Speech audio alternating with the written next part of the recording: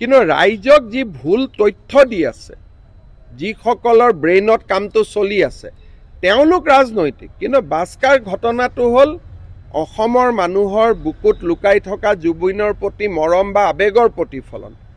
কিন্তু যিখিনি মানুহে মিছা কথা উলিয়াই আছে, যিখিনি মানুহে অসত্য কথা উলিয়াই আছে, তেওঁলোকে জীৱনকালত কেতিয়াও জুবিনক ভাল পোৱা নাছিলে।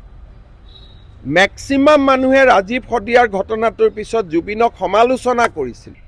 ৰাজীৱ শদিয়াৰ ঘটনাৰ পিছত সমগ্ৰ অখিল গগৈ আৰু তেওঁৰ সহযোগীসকলে আটাইতকৈ বেছি জুবিনক গালি পাৰিছিল। আজি সেইসকলে জুবিনৰ হঠাৎ বন্ধু হৈ গ'ল আৰু তেওঁলোকে এফালৰ পৰা ৰাইজক যিমান পাৰে, যেতিয়ালৈকে গুলীকাণ্ড নহয়, যেতিয়ালৈকে নেপাল সদৃশ পৰিৱেশ এটা নহয়, তেওঁলোকে মনত ভাবি থৈছে যে এইটো ঘটনা আমি ঠাণ্ডা হ'ব নিদিওঁ। এতিয়া সেইটোকে কথা, আপুনি যিয়ে কৰে তাত সৰব হয়। যদি নজনাই, কেইদিনমান আগতে কংগ্ৰেছৰ এজন নেতা কলা কোট পিন্ধি CIDত গ'ল। CIDয়ে তেওঁক কথা নজনালে। নজনোৱাৰ লগে লগে ৩-৪টা টিভিত টক শ্ব' পাতি আৰম্ভ কৰিলে যে কিয় নজনালে। আকৌ কালি যেতিয়া আমি জনালো, তেতিয়া কৈছে কিয় জনালে।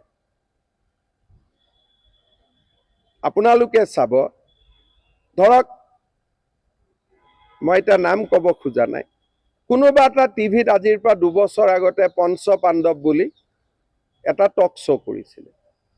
কিমান ভাল মহন্ত পৰিয়াল, আজি তাতে দপদপাই আছে যে মহন্ত পৰিয়াল ইমান বেয়া। তো এই গোটেই কথাবিলাক যিখিনি মানুহে জুবিন গাৰ্গক লৈ, বিকাশ অসম বুলি এজন ল'ৰা আছে লাচিত সেনা, জুবিন গাৰ্গক লৈ ৰাজীৱ শদিয়াৰ মৃত্যুৰ পিছত ইমান বেয়াকৈ লিখিছিলে, তেওঁ আজি কৈ আছে চিঞৰ এটা মাৰ, ন্যায় লাগে আমাক। উৎপল বৰা, মই জাৰ্নেলিষ্টজনৰ যোৰহাটত মই নিজে ভিডিঅ' আপোনালোকক দেখুৱাইছোঁ।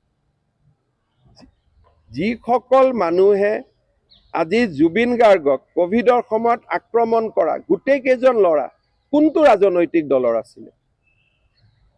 জুবিন গাৰ্গে কোনখন বাতৰি কাকতৰ প্ৰৱেশদ্বাৰত গৈ কৈছিল এইখন বাতৰি কাকত মই বন্ধ কৰি দিম? ইয়াত কোনো সঁচা কথা নিলিখে। আজি সেইবিলাকে হঠাৎ জুবিনৰ অনুৰাগী হৈ গ'ল। প্ৰশ্নটো তাতে, আজি হঠাৎ চব জুবিনৰ অনুৰাগী হ'ল। জুবিনৰ অনুৰাগী